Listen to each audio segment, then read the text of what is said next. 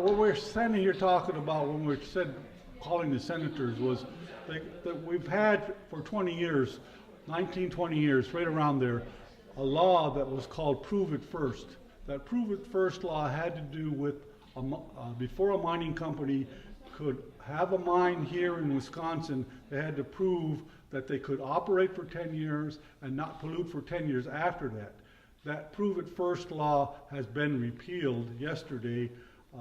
Everything's been done except for the governor signing it, unless he signed it today while I wasn't paying attention. And there's a lot of times when they do stuff when I'm not paying attention. So that's part of what we come here, is to try to get you to pay a little bit more attention about what's going on, because that was one of the obstacles to sulfide mining in Wisconsin.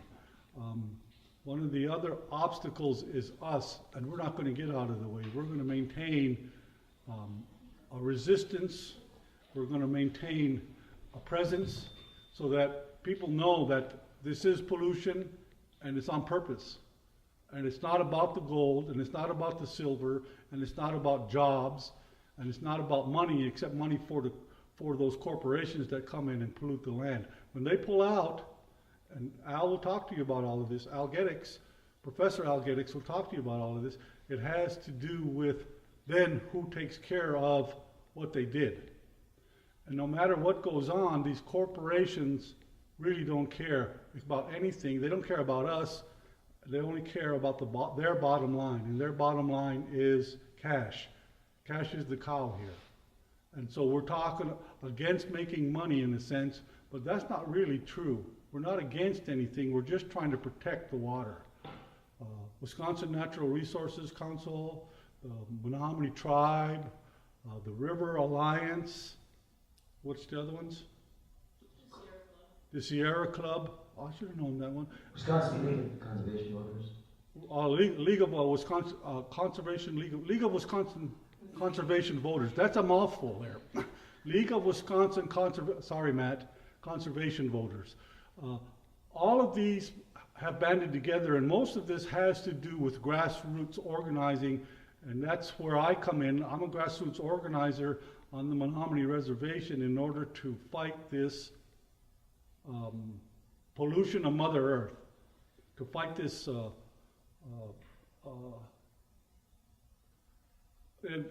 sometimes there's not a good word to express about this, what's being done to Mother Earth, because it's not something that we're used to going on. It's not something that our languages really even refer to, because it's not even thought of in our cultures.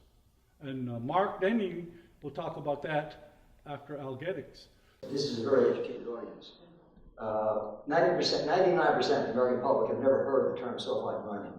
This is no accident, because the industry has a vested interest in not talking about sulfide mining. They refer to gold mining, copper mining, zinc mining, nickel mining, all these base metals, because that is what makes a profit for the companies.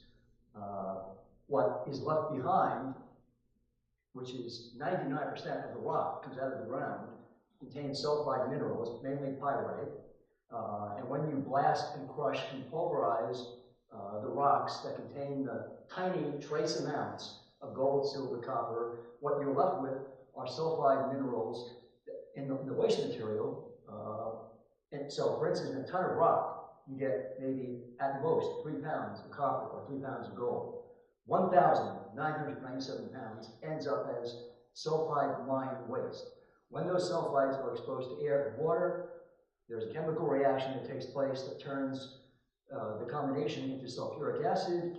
The sulfuric acid then leaches out other heavy metals, 26 different heavy metals, including lead, arsenic, mercury, all of which are toxic to aquatic organisms and human beings at parts per billion and parts per million levels.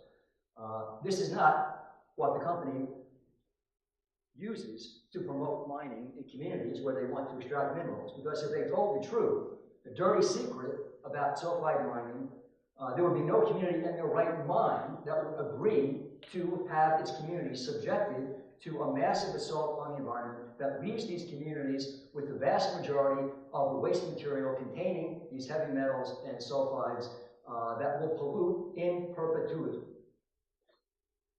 Biologists and chemists know precisely well that when this chemical reaction begins and you expose the sulfides to air and water, you create a chemical reaction which is a perpetual pollution machine.